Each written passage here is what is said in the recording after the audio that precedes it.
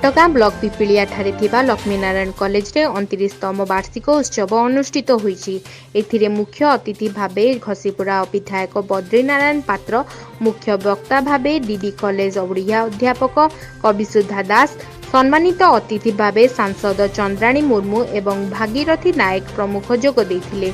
+2 college अध्यक्ष निराकार स्वाईंको सभापतित्व रे परिचालित कार्यक्रम रे अतिथि परिचय देथिले।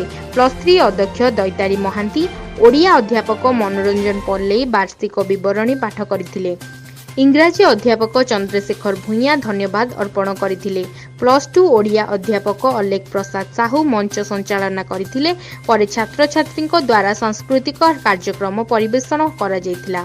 अध्यापक तपन महांती, अमिय राउत, हेमंत मिश्र, अलेख साहू, निवेदिता शुक्ला, अनुस्मिता पाणिग्राही समेत कॉलेज समस्त कर्मकर्ता अध्यापक और अध्यापिका उपस्थित थिले। ये कॉलेज गोटे आम अंचल रे ग्रामांचल गोटे भल कॉलेज बहु महत उद्देश्य नहीं कॉलेज ये अंचल लोक मैंने आरंभ करते ये बर्तमान पूर्णांग हवाक जाऊँगी। आमर छात्र छात्री दृष्टि यार संख्या कम नुहे, पाखापाखि 1600 खंडे उभय छात्र छात्री अच्छा +2 और +3 तेणु आम आशा करवा ये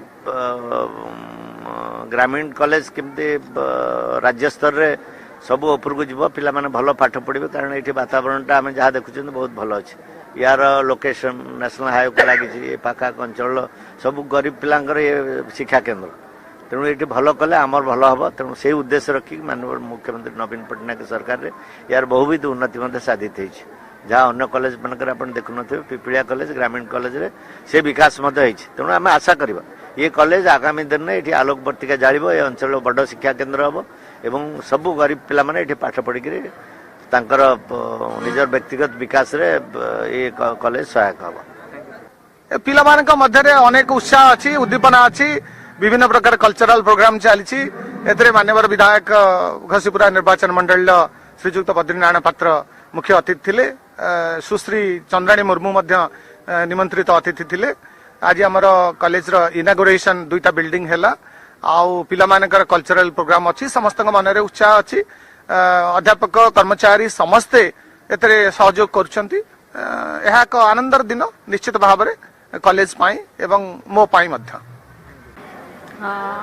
आज आम एलएन कॉलेज पिपड़ियार वार्षिक उत्सव जोगदेलु। आज कॉलेज में गोटे भल दिन कारण आज कॉलेज नूतन श्रेणी गृह आम प्रतिष्ठा कलु, तो बहुत सुंदर परिवेश होती पिलांई बेटर फैसिलिटी प्रोवाइड हो पारी शिक्षादान निश्चय भाव सहायक हम। तेज आशा करवा जपरी भाव में बहुत पुरातन ये अनुष्ठान बहुत दिन धरी एठिकार आखपाख अंचल बहुत आम गरीब पिला माने लाभ पाँच, तो निहाती भाव में आगक डेवलपमेंट प्रोसेस एमती चलती था एवं शिक्षा स्तर केमती ए अंचल आम जिलार केमती वृद्धि पाइब से प्रति आम समस्त चेष्टित।